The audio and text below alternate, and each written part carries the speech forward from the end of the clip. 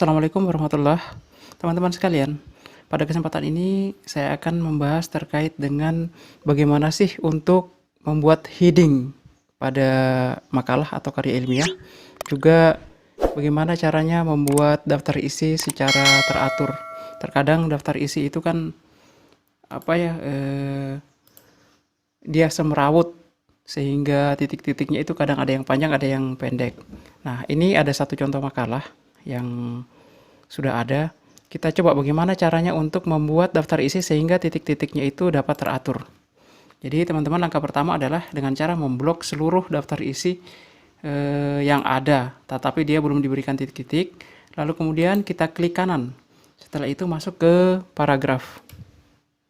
Nah, setelah seperti ini teman-teman, itu kita masuk kepada menu tab pada bagian bawah sebelah kiri. Setelah itu di sini untuk laddernya itu kita pilih yang nomor 2 atau nomor 3, ini titik-titiknya rapat, terserah kita mau pilih yang mana. Lalu kita tempatkan tab stop position. Jadi dia ini titik-titiknya berhenti di mana. Kita tembak contohnya titik-titiknya nanti ini akan berhenti pada ruler ke nomor 15. Maka di sini ditempatkan 15. Kita tuliskan 15. Dan yang sebelahnya ini default tab stop. Maka dia nanti setelah kemudian berada di 15, itu kita akan atur jarak untuk penulisan nomornya ini menjadi 15,5. 15,5. Contoh misalkan seperti itu. Kita tetapkan tabnya. Oke. Nah, setelah itu kemudian kita masuk ke kata pengantar di sini. Untuk pengaturan kata pengantarnya ini kita tinggal tindis tombol tab pada keyboard sebelah kiri. Nah, sudah sampai teman-teman. Baru kemudian kita tab kembali. Ini akan berada ke 15,5. Bisa kita tuliskan nomor berapa begitu. Setelah itu daftar isi yang berikutnya juga. Terus kemudian kita tab kembali lagi. Lalu kemudian pendahuluan, latar belakangnya kita tab. Lalu kemudian selanjutnya seperti itu teman-teman semuanya. Ya, ini akan rapi semuanya nanti. Ini. Oke.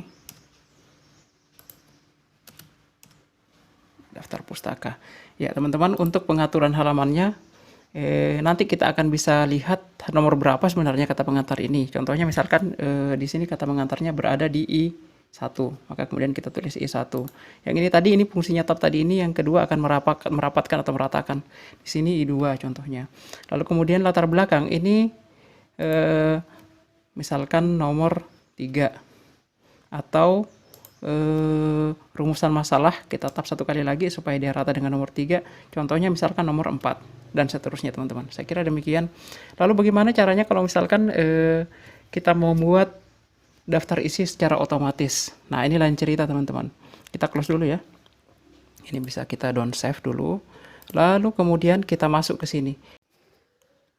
Baik teman-teman, selanjutnya bagaimana caranya untuk membuat daftar isi yang kemudian daftar isinya itu secara otomatis berdasarkan apa yang berada di dalam pembahasan dan seterusnya. Jadi yang pertama, langkah pertama yang kita harus lakukan adalah membuat heading dulu. Bagaimana headingnya? Jadi kita mulai dari kata pengantar, kita buat headingnya. Ini kata pengantar ini adalah heading 1. Maka kemudian kita klik heading 1, lalu kita ubah warnanya menjadi hitam, kita boldkan dan kita tempatkan pada posisi center atau tengah. Ini kita format painter. Kita format painter, lalu kita pindah ke daftar isi. Nah, daftar isinya juga kita format painter, lalu kita lanjutkan ke bab 1 pendahuluan. Kita format painter lagi, kita pindah ke bab 2.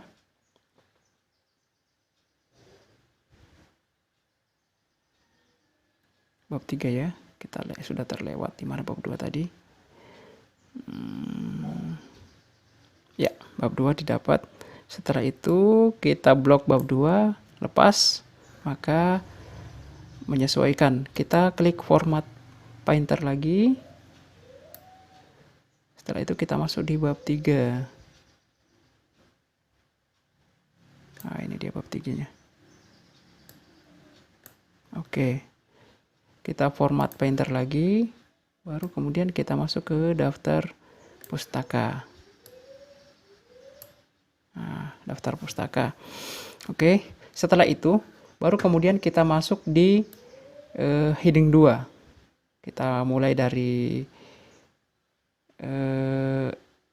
bab 1 pendahuluan. Nah, ini yang latar belakang ini kita jadikan heading 2. Heading 2, bold, warnanya hitam. Kita masukkan penomoran di dalamnya menjadi A, lalu kita rapikan. Oke, kita format Painter. Ini udah benar ya? Oke, udah benar. Nah, kita format Painter.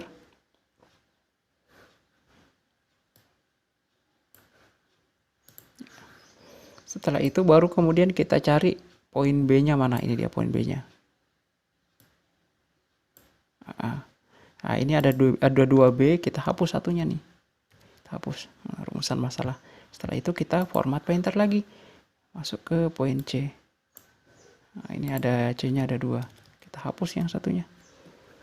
Oke. Setelah itu kita format Painter lagi.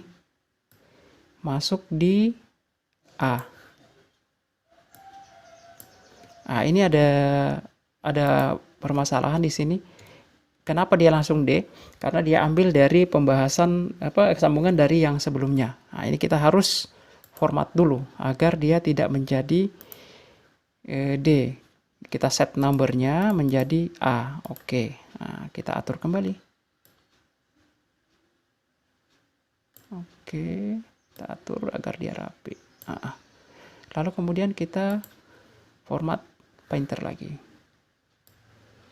Setelah itu kita cari poin B. Ah, ini B. Oke. Nah, ini otomatis kan hapus B-nya. Setelah itu kita format Painter lagi. Cari poin C.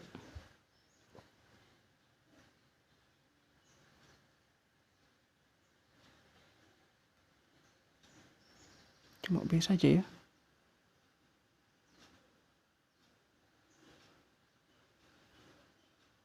Oh iya, sampai B saja nih pembahasannya nih. Oke. Nah, sekarang kita masuk ke penutup.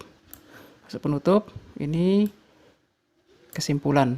Nah, di sini ini seharusnya A, karena apalagi langsung C, maka kita harus format dia. Set numbering value. Kita jadikan A. Kita atur teman-teman. Agar dia rapi. Oke. Format Painter. Kita masuk ke B.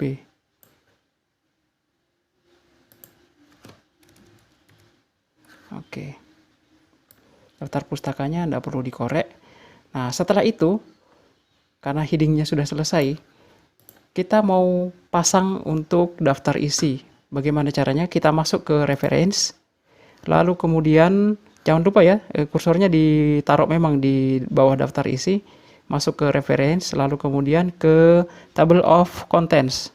Ini di sini ada banyak sekali pilihan untuk daftar isi. Kita coba yang contents ini yang pertama. Maka secara otomatis teman-teman ini akan masuk seperti ini.